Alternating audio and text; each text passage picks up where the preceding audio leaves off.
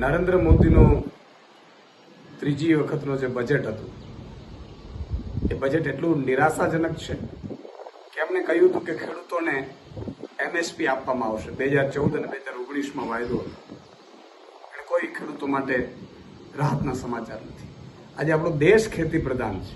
ખેડૂતોની પાછળ ખેતમજૂરો, શ્રમિકો આ બધા એમની પાછળ નભી રહ્યા છે. ભાગિયાઓ એમના માટે કશું જ નથી. મધ્યમ વર્ગ માટે કોઈ જ રાહત નહીં. તમે વિચાર કરો, ઉદ્યોગપતિઓ બેફામપણે, મોટા ઉદ્યોગપતિઓ રૂપિયો કમાય છે, ટેક્સ કેટલું ભરે છે?